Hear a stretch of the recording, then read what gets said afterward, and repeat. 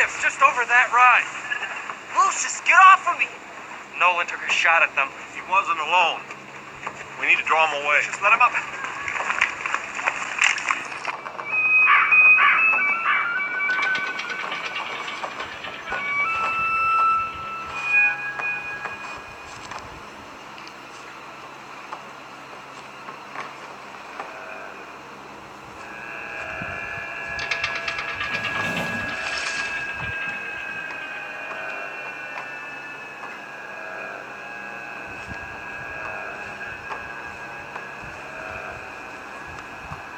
What do you see? Nothing.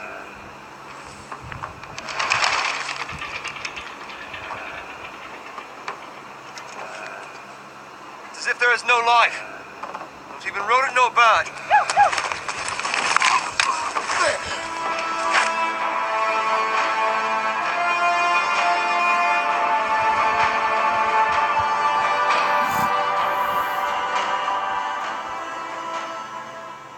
Defense for Elder Past will proceed. You may call your first witness. Thank you, Your Honor. I would like to call Oswald of Jamnitz to the stand.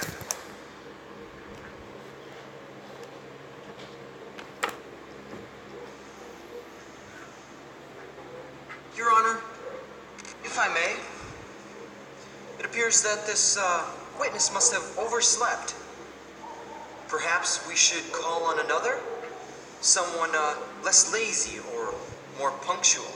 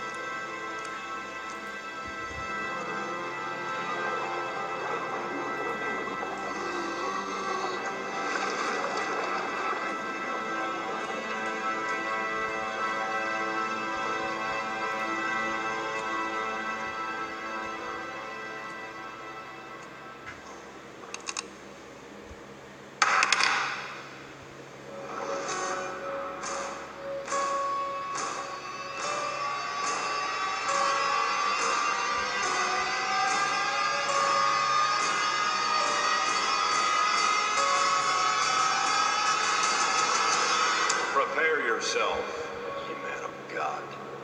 This is the trial of your faith.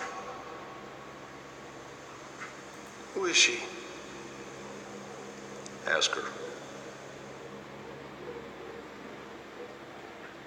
Paul makes a statement in 2 Corinthians chapter 4 in verse 12.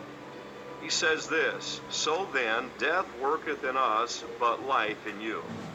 In order for us to ever be advantageous to somebody, to help them, to be a blessing, we have to die in order that they might live. Things must die that we must live physically. At the same time, if the work of God is going to live, we've got to die. If I as an individual want to help somebody, I've got to die that they might live. Now, I'm not talking about necessarily the living as physical life, but I'm talking about the life, maybe the life of the ministry. I've got to die that the ministry might live.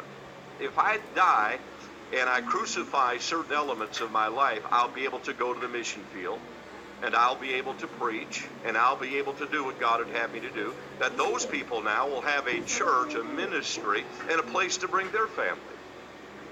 So I must die that they might live. And this is what Paul is telling the church at Corinth. That I die daily, that I must die that you might live. You know what happens when we think about ourselves, we kill the work of God. I think about my lust, I think about my desire, I think about what I want, the work will die. And that's what happens. What could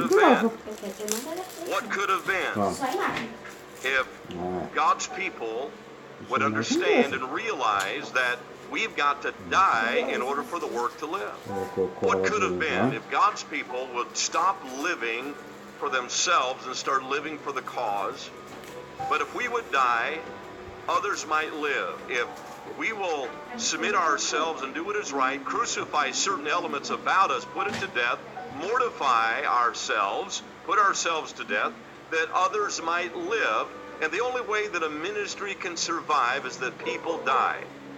People must die in order for ministries to live. Paul told the church at Corinth, he said, "So then death worketh in us, but life in you." So Paul knew what it was like, and he preached about it. He preached about dying. He preached about himself dying daily.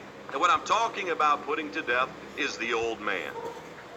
Knowing this, that our old man is crucified with him, that the body of sin might be destroyed, that henceforth we should not serve sin. For he that is dead is free from sin. For he that is dead, the he here is the old man. When the old man is dead, you are free from sin. You know why the ministry is not what it could have been? You look at the people that have left the ministry. You look at people that have left church. What could have been if God's people would die to sin? What could have been in the work here at Shiloh? What could have been how much we could have done for God? What could have been if God's people would learn to put the old man down? But if we don't put the old man down, we will obey the lust of our flesh, and everyone suffers. And Paul said, "I die daily that you might live." You understand what Paul's saying? I die daily that you might have a church. I die daily that you might have sermons. I die daily that you might have missionaries. I die daily that your family might hear and know how to be saved. I die daily that I could pray for you. I die daily. In other words, I crucify my lust and flesh. Why do we do what we do? Why do we live in sin? Why do we get involved in immorality? It's all because of the old man. And because we do that, it affects the ministry, it affects your involvement, it affects what you can do. But we just don't get it. Others die because of our selfish behavior. Because somebody brought the old man to church. They brought the old man. They brought their affections and they brought their lust, what they've been involved in the previous day, what they were involved in the previous week, what they had been involved in the previous year. God knows. And they come, they sit and act as though everything is okay. And then others will pray, they'll fast, and they'll say, "Lord, I have great fellowship with you on a personal one-on-one basis. But Lord, when I go to the meeting house and we assemble together as a habitation of God through the Spirit, God, where are you? You're not, I don't feel your presence. Lord, what is the matter?" Listen, it is not fair. You want Shiloh Church to be alive? I mean, be a lively church on fire for God. You want the camp meeting to be alive? Well, you've got to die then. You can't have it both ways. You can't go out and live in the sins of the world and come in and say, "Boy, what a great church service." It doesn't work that way. You can't have it both ways. And what is the old man? All he is nothing but affections and lust. That's what the old man is. That has got to die in order for the ministry to live. That's got to die in order for the camp meeting to be alive. That's got to die in order for messages to be alive. That's got to die. We have to, the old man must die in order for ministries to live. But if you want the old man to live, the ministry must die. So death always will produce the life. Pick up your cross. He's saying, crucify your selfish desires. Focus on me. Follow me. Trust my character. I will bless you. You will not go without, but you must crucify, put to death your desire, what you want. Follow me. And you do that, others will live. Don't you live because Christ died? See, when we get to the point where we die to our lust, others might live. That's what Paul is saying. Hello everyone, my name is Walter Robert Duckworth and I'm with Shilo Films. And I play Governor